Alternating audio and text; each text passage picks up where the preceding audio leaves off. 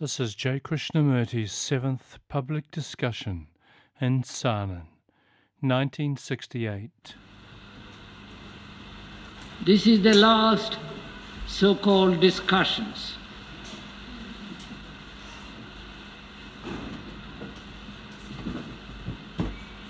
I suppose you must be rather glad it is over. I am.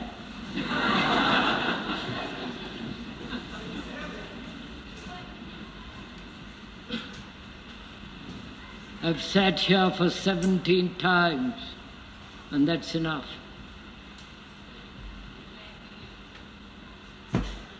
What shall we talk about together this morning?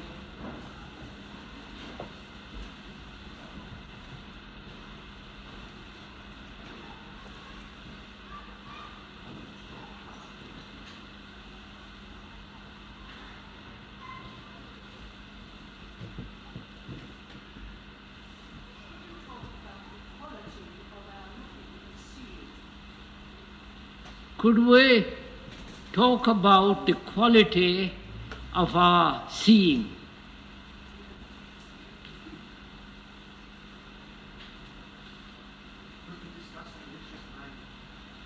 What is the quality of the religious mind?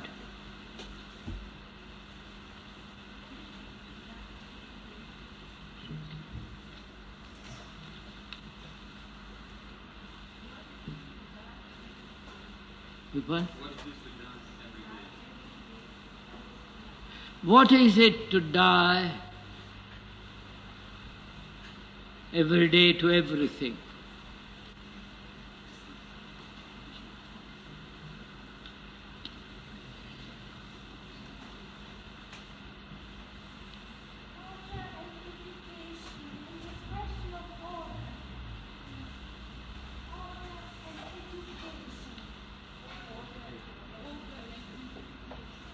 Order and education. What is order and education?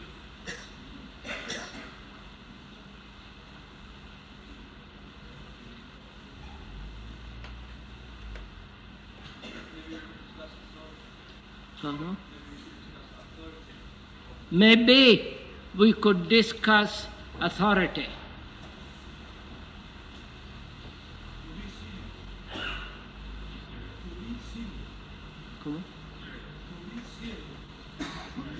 What is it to be serious? Is it?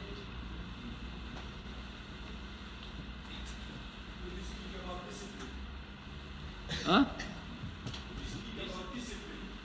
What could we discuss? Discipline.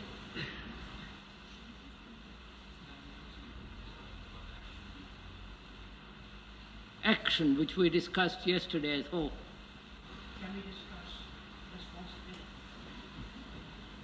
Can we discuss responsibility?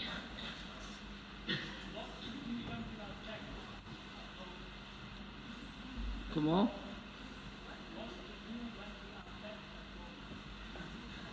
What to do when we are back at home? That's a good question.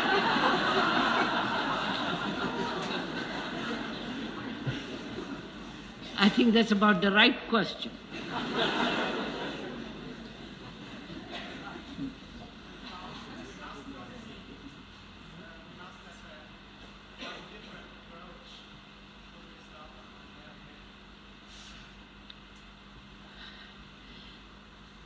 A different approach from what we have gone into. Is that it, sir? I wonder if we took up this question, what is the quality of seeing? And perhaps in that we could bring in the question of authority, discipline, the religious mind, and what shall we do when we go back home?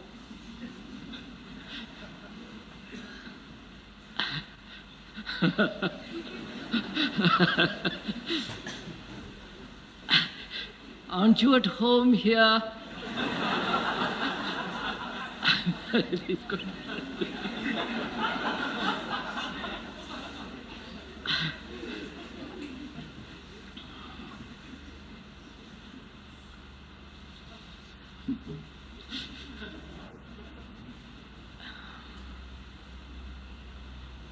wonder what you call home.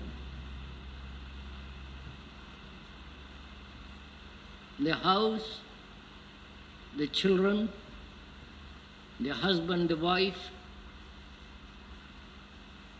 the furniture, the little garden if you have, or in the flat,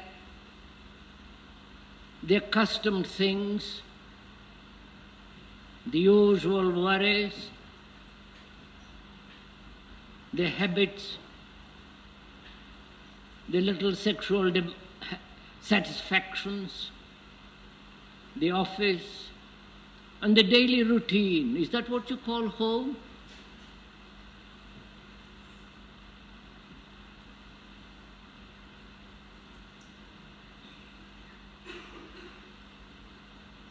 That's a rather interesting point, that, isn't it?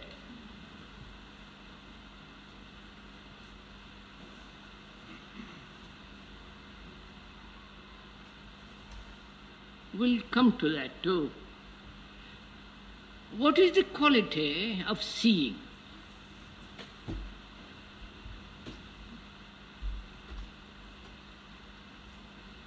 First, when we see with eyes, with visual perception, do we actually see, or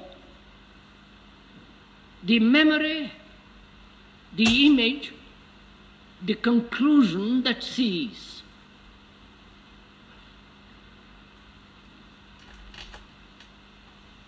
Do please find out. We are beginning to discuss what is discipline. This is discipline.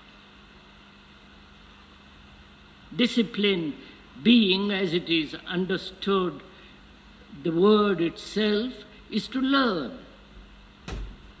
not merely to conform, to adjust, to obey, to imitate. But when we ask this question, what is the quality of the mind that sees?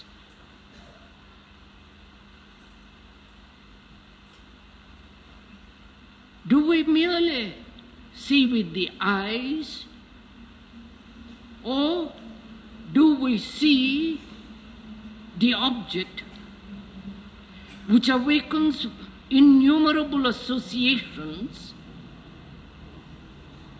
memories, incidents, pleasure and pain, and so on? What is the actual seeing there?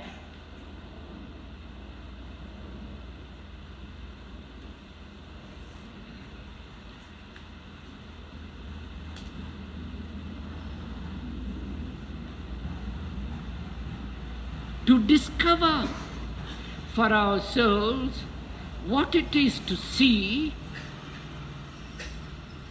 one has to have a certain quality of discipline, hasn't one? To see what is actually taking place.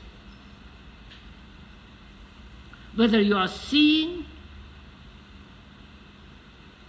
with the eyes only, or seen through the screen of words, the words that awaken the form, the content, and so on.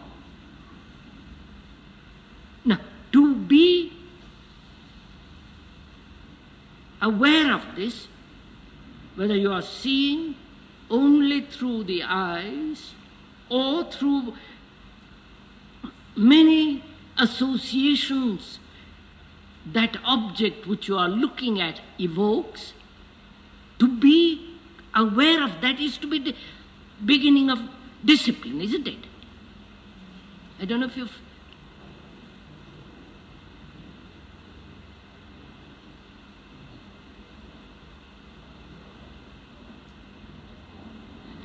To look at this microphone, which is too close,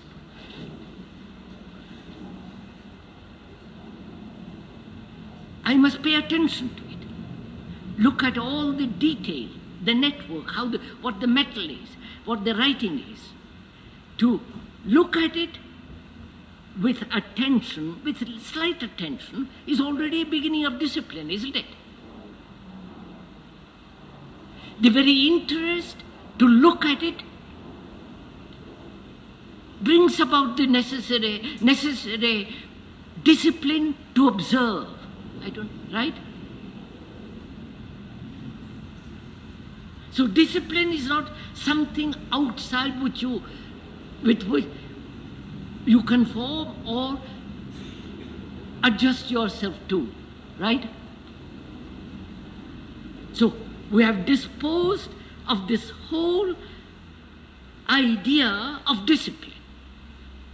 I wonder if you're discipline in which there is authority.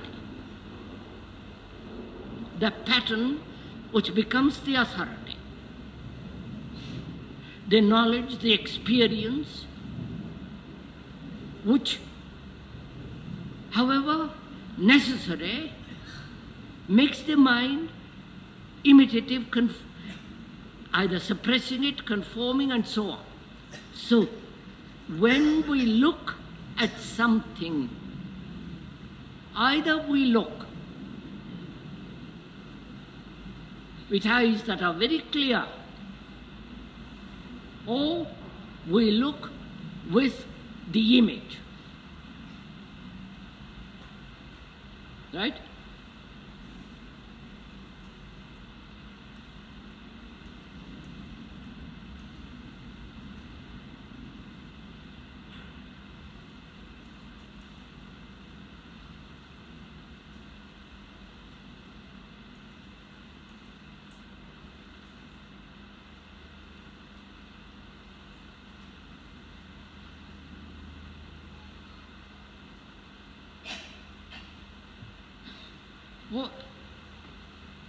How do we look?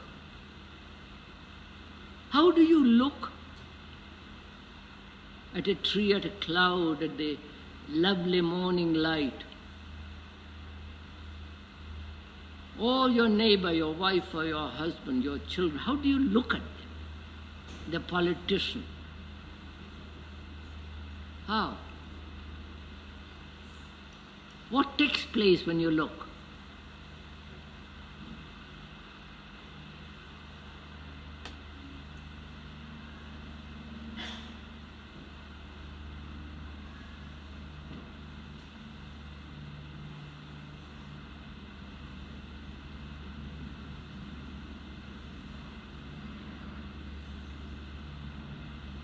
Is it possible to look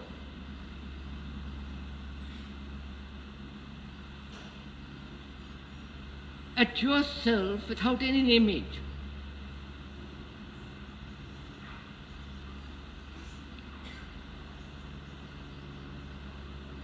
Is it possible to look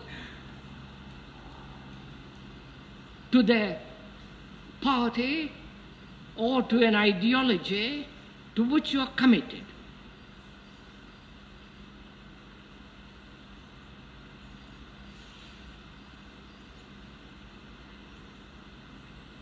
Is it possible to look if I am biased?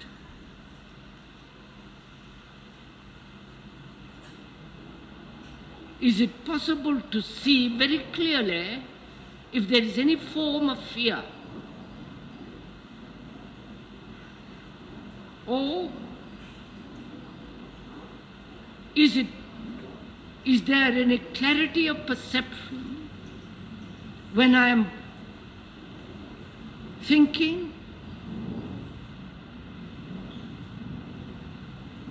conceptually?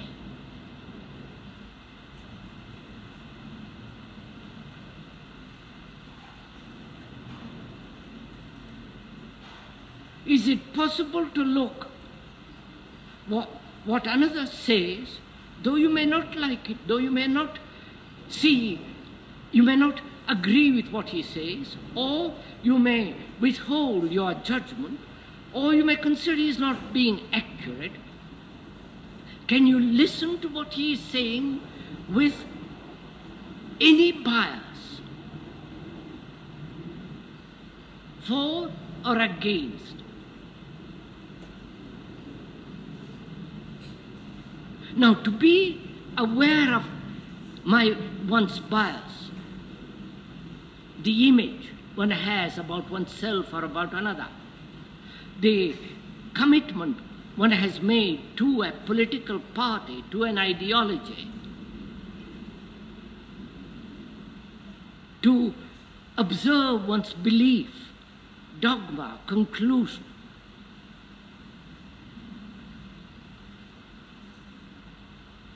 and realize that as long as one has those screens, those hindrances, those distractions, it is not possible to see very clearly.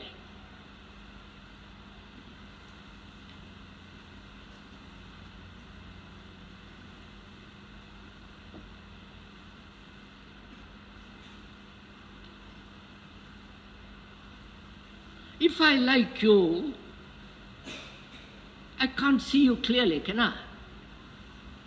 My prejudice, my pleasure of liking you forbids me to see what actually you are. Or if I dislike you, equally I can't see very clearly what you are. I won't even listen to you. Either get angry or repulse, push you away.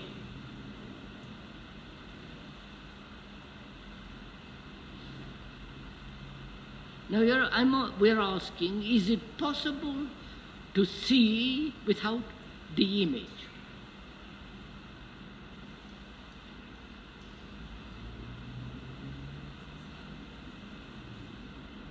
And it's one of the most obviously very complex issues.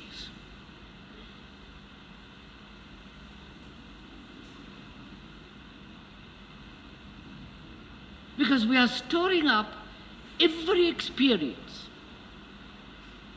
conscious or unconscious, right? No? Every experience is leaving a mark, a conclusion, a knowledge.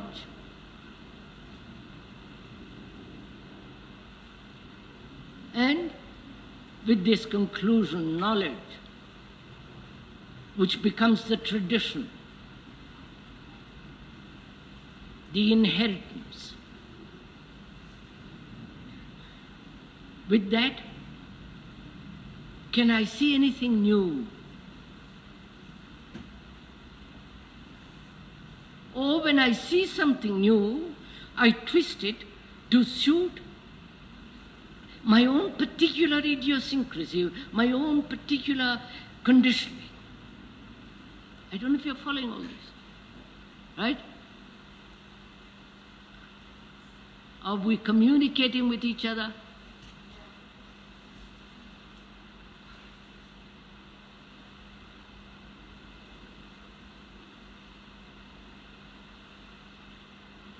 So under these circumstances, which are facts, not as ideas or something abstract,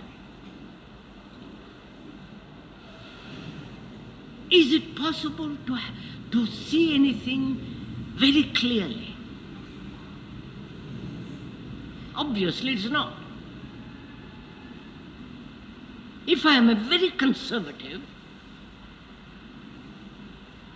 and I happen to live in France or in Paris, I would, when this student revolt and all that came, I would be horrified.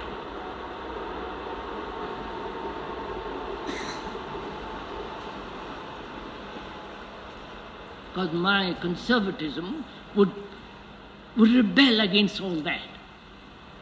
So I'm incapable of seeing very clearly what is taking place, what is justified, what is an excess, and so on. My fear would prevent seeing the activity of those students very clearly. Right? So, the question is really, is it possible to be free from these 1,000 experiences that are pouring in all the time? Free in the sense that they don't leave a mark.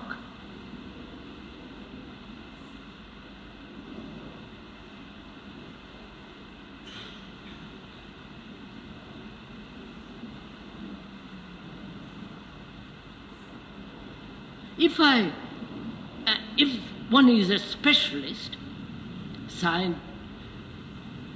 any kind of specialist, trained, can that specialist see the whole existence of life, or only a specialized part of it?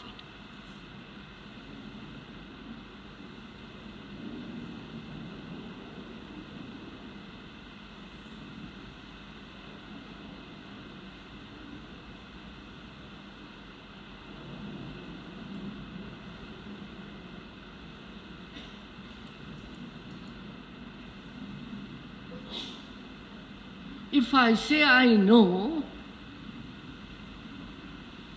won't that assertion, with all its aggression, fear, prestige, sense of power, authority, won't that prevent me from looking?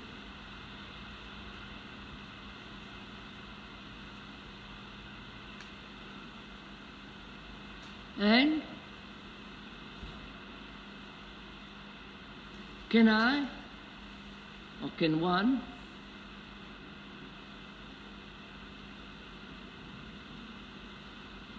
know or be aware that experiences do leave a mark, a scratch, an accumulated knowledge, tradition? And in the very observing, see that they don't interfere. Huh? Is this possible? Especially when I am emotionally attached to something.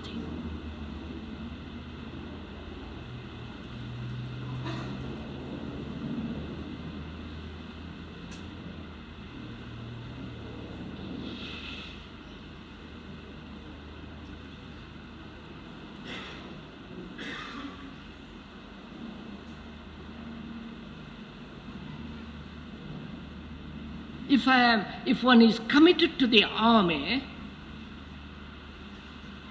to the whole structure of armament and nationality and all that, obviously you can't see very clearly what is implied in it. And you will resist it. You will become the aggressor.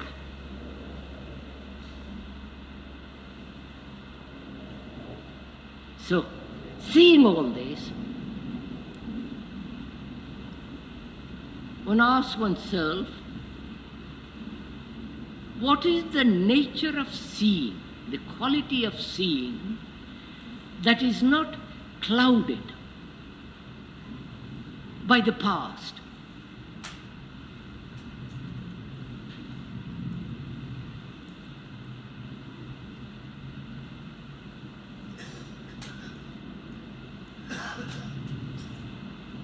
Is this question clear?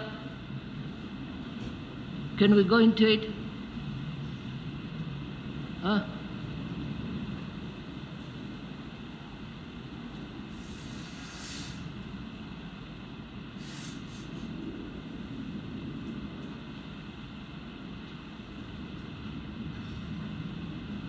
One has lived 70, 40, 30 years.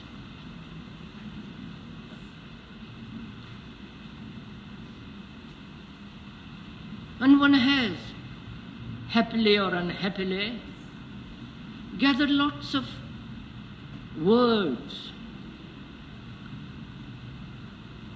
concepts. One has many memories of youth, the pleasures and the delights of sex.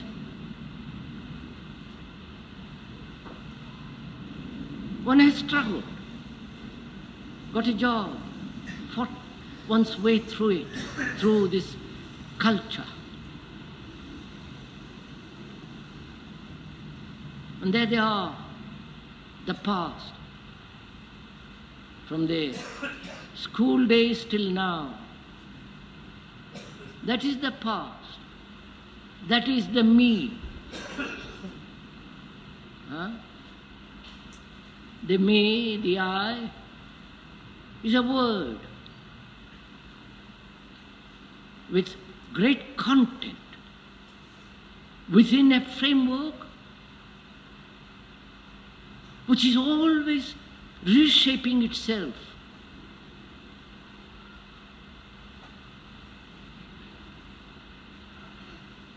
And through that frame I look and distort everything.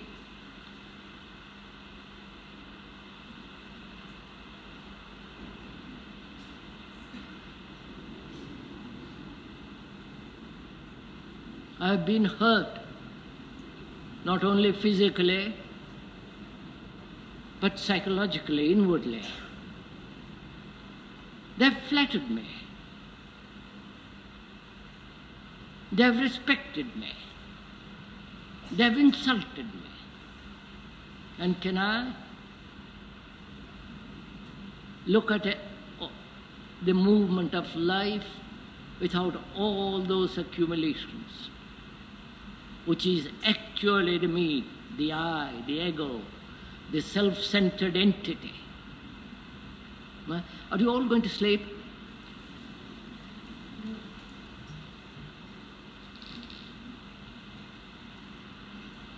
That is the question, isn't it? Can one die to yesterday and be new, fresh, innocent today?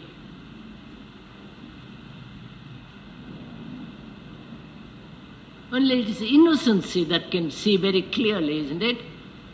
Huh?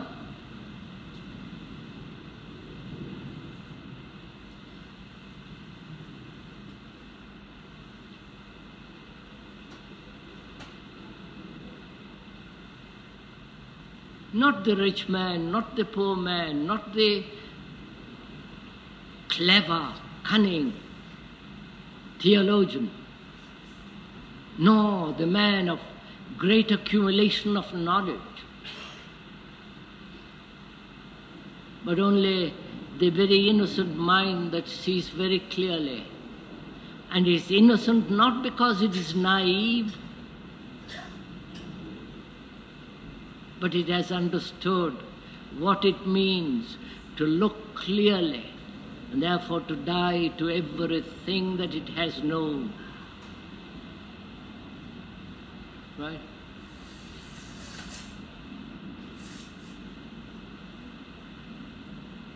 Now, can one do that? Please, let's talk it over together. Can one do that? If one doesn't do it, one is never free. One is doomed. One is caught in a rat trap. going round and round and circles.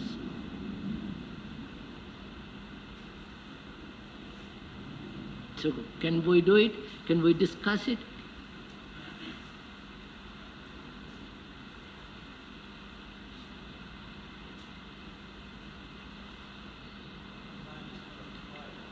Come on.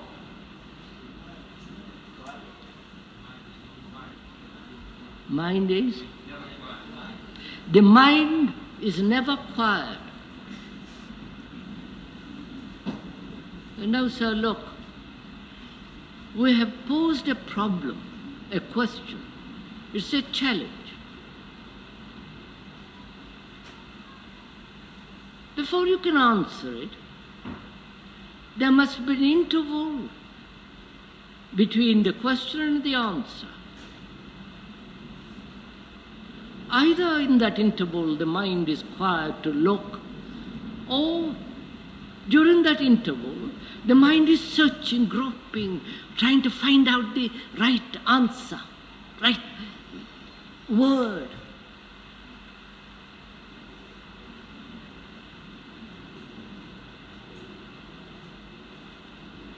So what can one do? Be quiet, can't one? This is a new question, a new challenge, and you don't understand the whole implication of it, and you can't immediately respond. You say, now let me look. Please follow this. Let me look. Let me listen to that question very, very quietly, very attentively.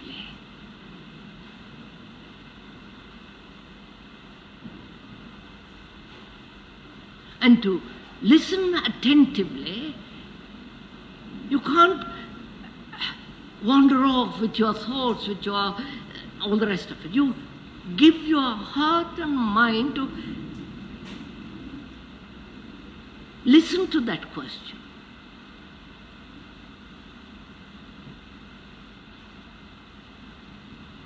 And then you say, is it possible to die, to put aside everything that one knows,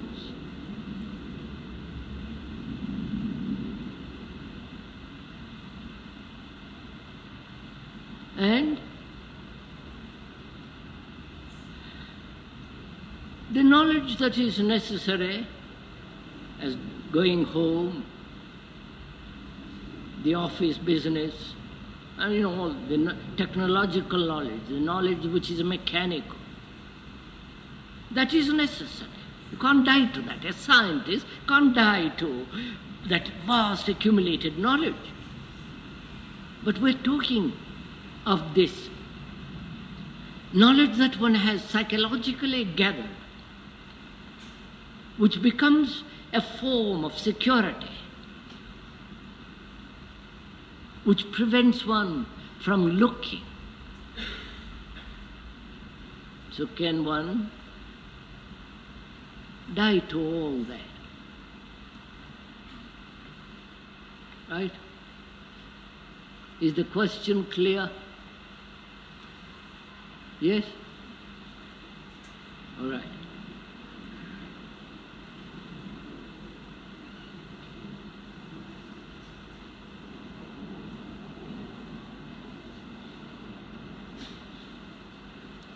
Let's approach it differently. What is love?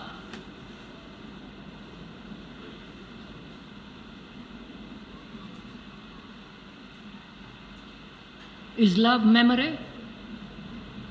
The remembrance of pleasurable things and holding on to them?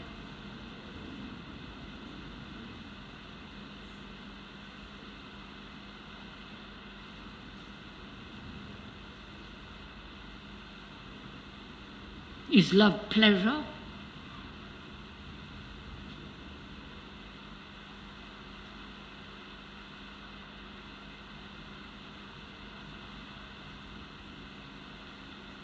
And if it is, anything that disturbs takes away that pleasure is a very dangerous thing.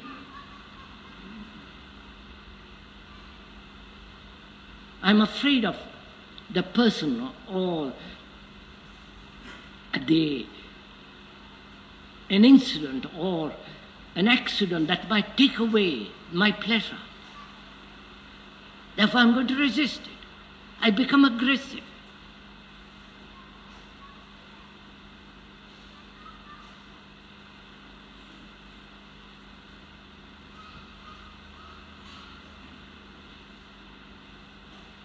So is love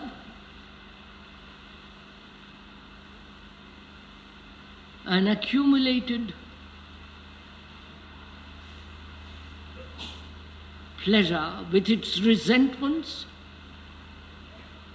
temptations, aggression, defense?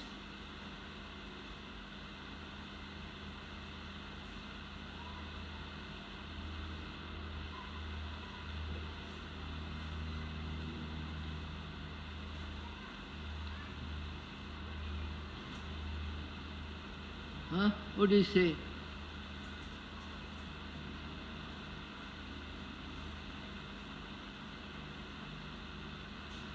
And is love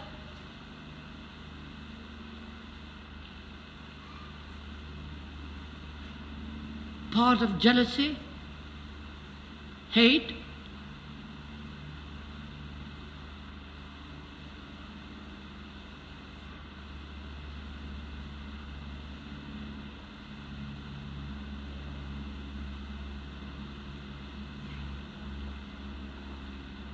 Hate,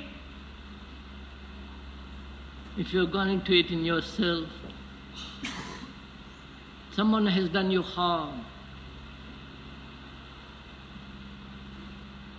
and you hate that person.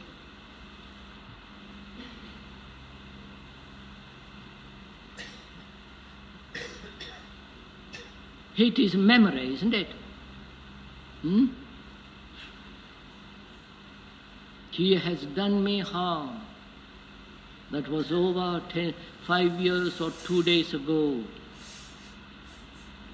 I remembered that hurt, the wrong. And I keep on thinking about that.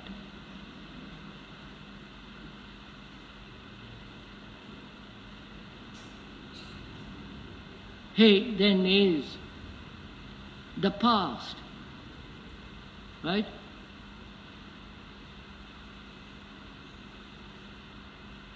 And is love in the past?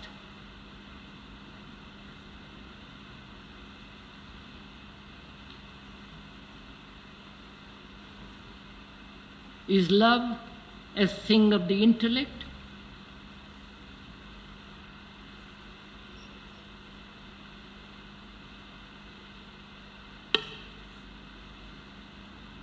Don't say, oh no, it's not, it's of the heart.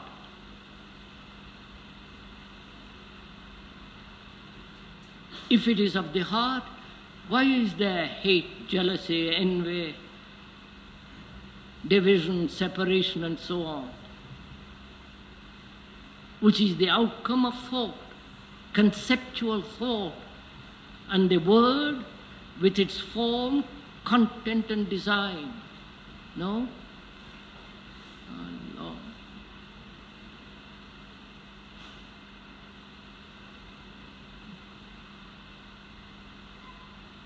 So for most of us, love is pleasure accumulated by thought, given a continuity to that pleasure, which when thwarted, blocked, becomes jealous, hate, aggression, fear, and so on, which are all part of the structure and nature of thought. And can the mind again die to all that?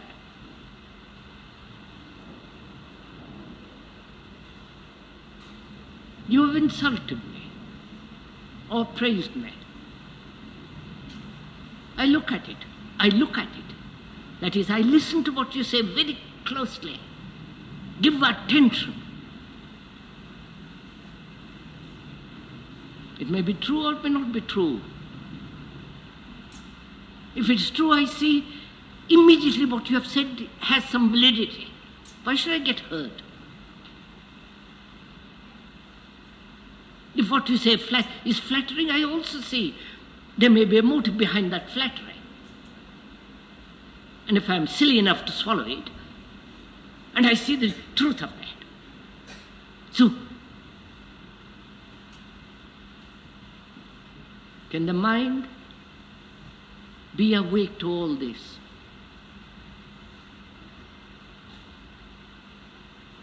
And the mind cannot be awake to all this if it is put to sleep by the past.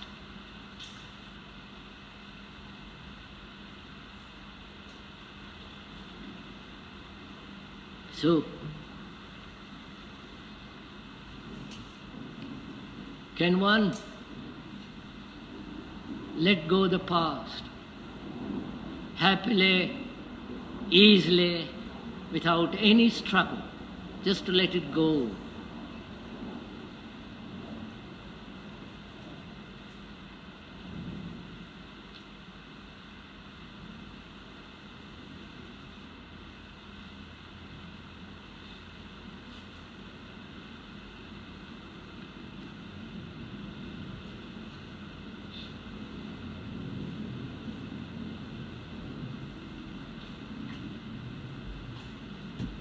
You know, like silence and beauty and love, there is no touch of the past. Huh?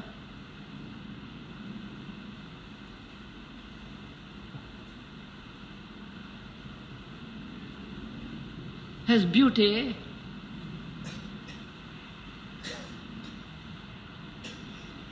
the coloring of the past?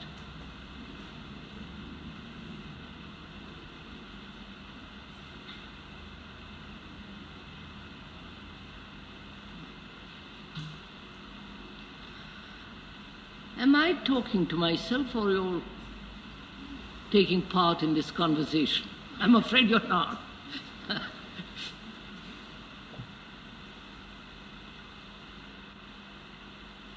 Or are you being thoroughly mesmerized?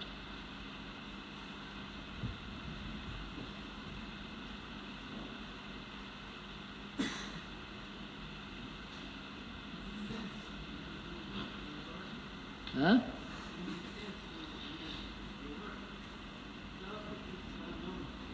Love is? In the sense you're using, love is something unknown. Is it? Don't you love your wife and husband, your family?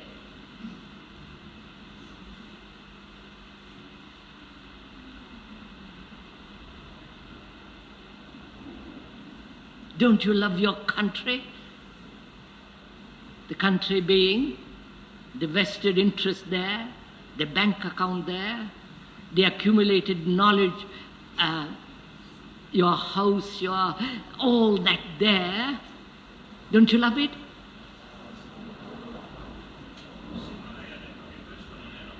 Huh?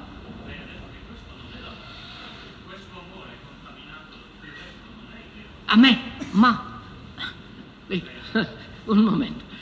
He says all that is not love, it's contaminated. But we say we love.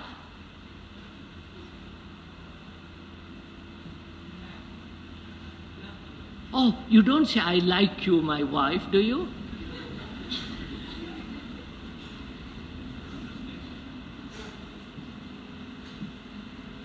What? Are we playing games with words?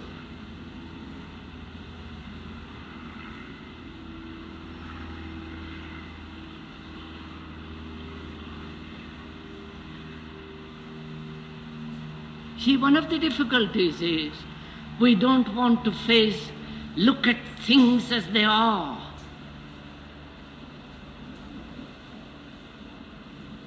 We are so frightened.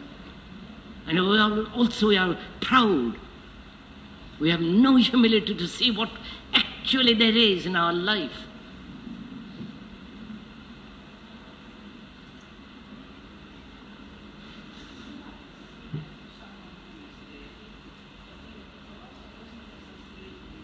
Je n'ai pas...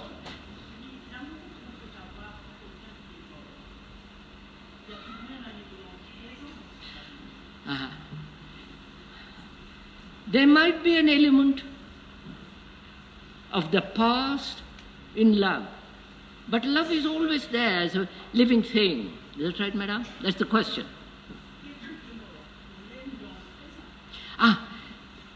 This... Someone who is dead, one loves in the present. Right? Now just look at that whole... It's very interesting, this question.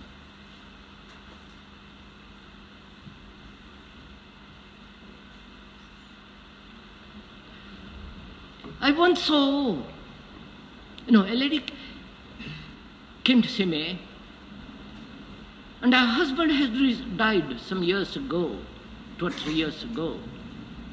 And she said, I would like to meet that husband again. Please listen to it. I'm not being cruel. I said, which husband do you want to meet?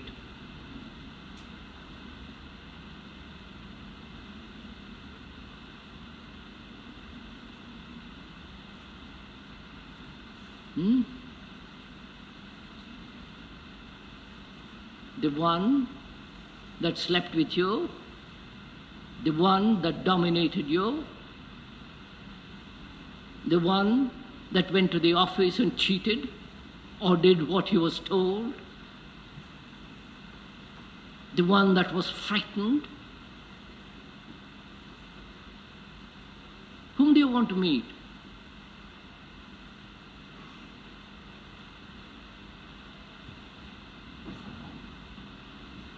You answer it, please. Now the question is, someone is dead, and I love him in the present of that person. What is it you love that person in the present? Please, I'm not being cruel. You understand? I'm just looking at facts. You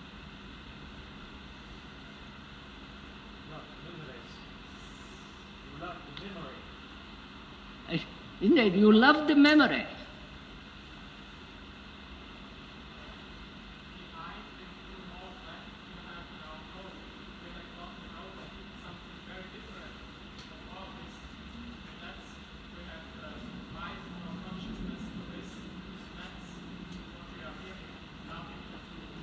What's that? We might not have called the background all this and not know something different, which is coming around all this. And that's the real thing. Is that the real thing? That something, through all this perception, something comes to us. That is the real thing, the questioner says. Maybe, sir, do listen. When we say I love,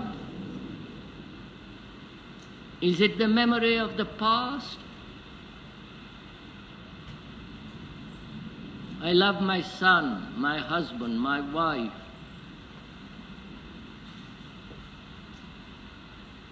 Gone, dead. And that person I love in the present. What is that person whom I love in the present? It is my memory of that person, the attachment, the pain, the pleasure, the joy, the companionship, the tenderness. That quality that he brought or she brought into my life.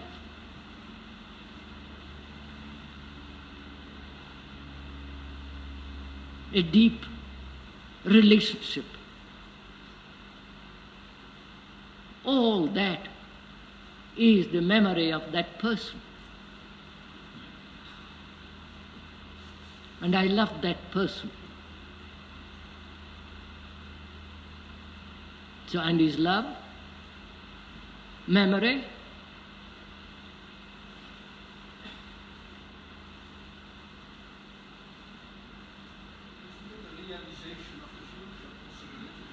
isn't it the realization?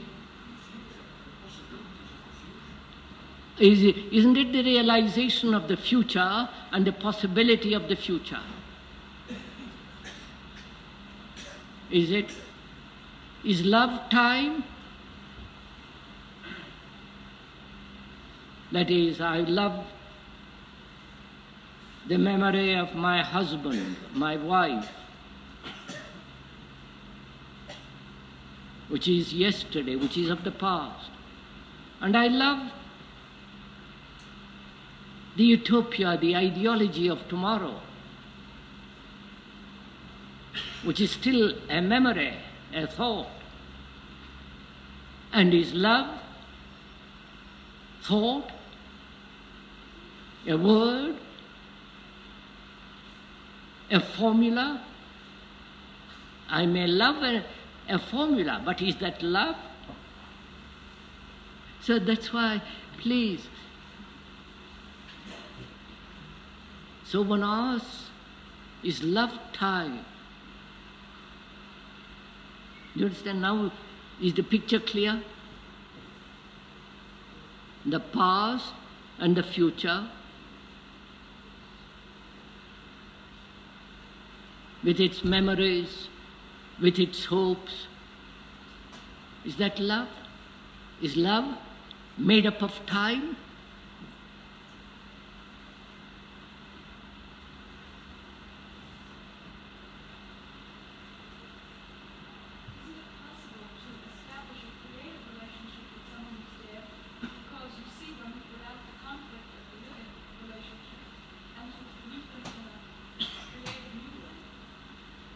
Is it possible to have a creative relationship with a person who is dead now? Is it? I didn't have it when he was living. No, she was living. Now I'm going to bring about a creative relationship with him. Huh? What does it mean? How sad it all is, isn't it? No?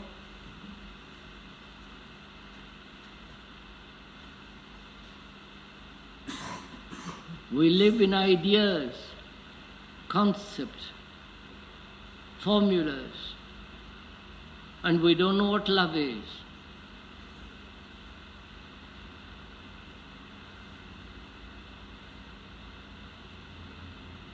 So we're asking, is it possible, please listen, is it possible to see with love?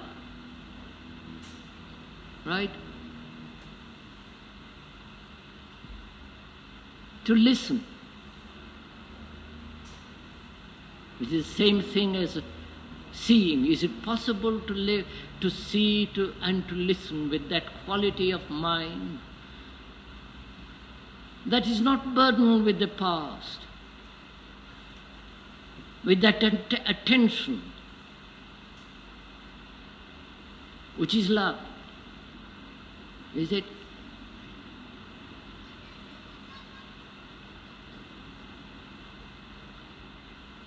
If it is not possible, then there is no way out of our vicious, deadly circle.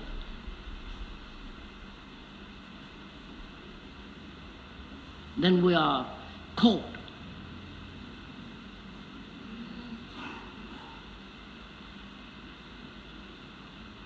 And in the prison, we may talk about freedom, God, love, truth, all that stuff. It has no meaning. Then it's mere pretension.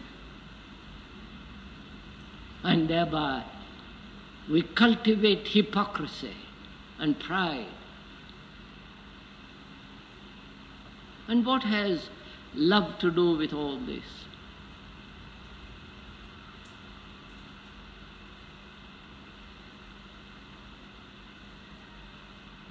Huh? It seems to me that unconsciously we consider as love a certain attachment to our past because we are afraid of the future. Say, I love my country because I know what is there, what is invested in it. I love my family because it seems to me that I know my wife, my children, my friends, and so on. I am attached to my home because I know what is in it, because I'm afraid of the future. That's right. You are saying, my love is attachment. It seems to me very often Yes, sir. That's what we all say. My love is attachment to my family, to my home, to my memories, to my precious remembrances. Because I'm afraid to let go.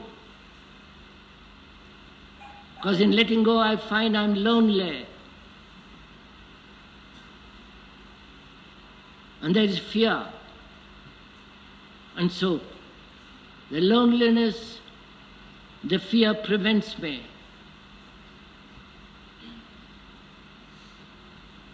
From being free from attachment. I cultivate detachment, which is a clever trick. Because I can't let go attachment, because I'm afraid of my loneliness, of my emptiness, my incapacity to look at anything with a quality of a freshness. So I cling to everything, to the money, to the job, to my beliefs, to my gods, to my experiences, to my family, to my country. Oh, don't you know all this?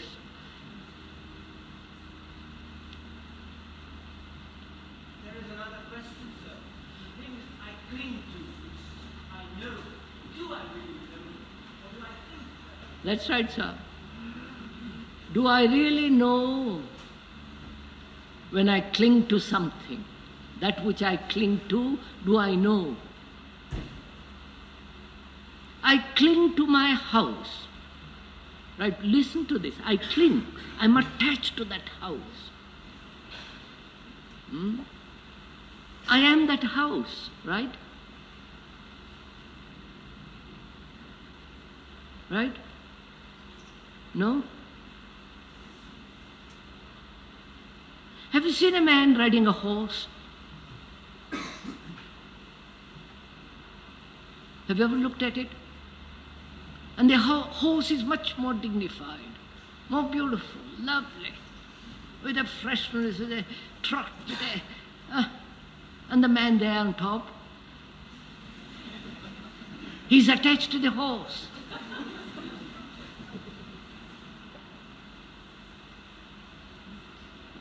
He is the horse, but the horse is not the man. Really?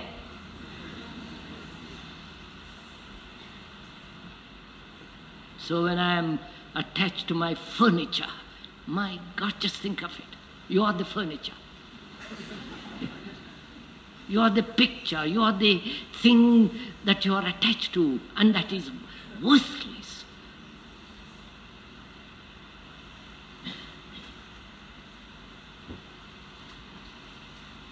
So the problem is how to see clearly so that there is this flowering of love.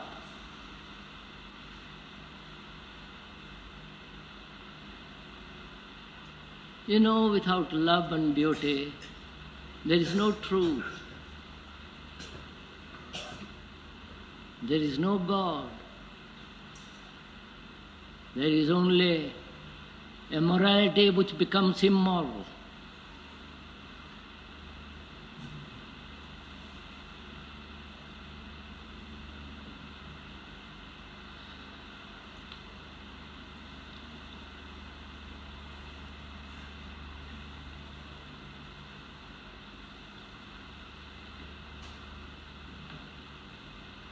So you're going back home.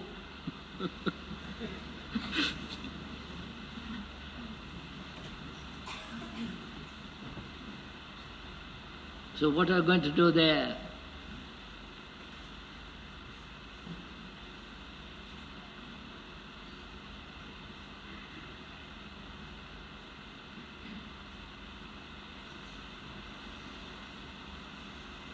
You have to have a shelter, food and clothes.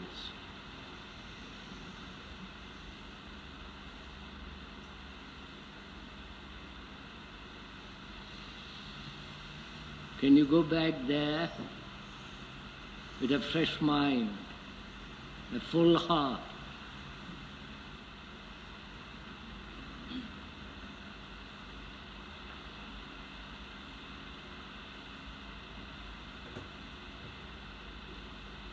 Huh? You know what is happening in the world? Dreadful things are going on.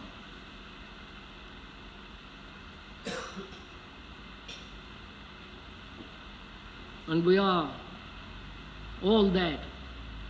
We have made that. The home, the nation, the army, the politician, the crooked thinking, the hypocrisy, and all that. We are responsible for it.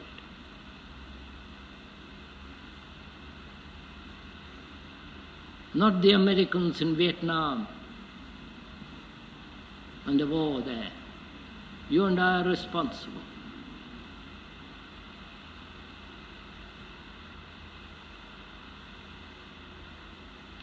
And can we leave all this absurdity, this chaos,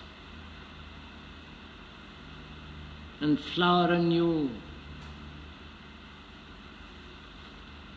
Right, sir. Isn't that enough? I hope we shall meet next year.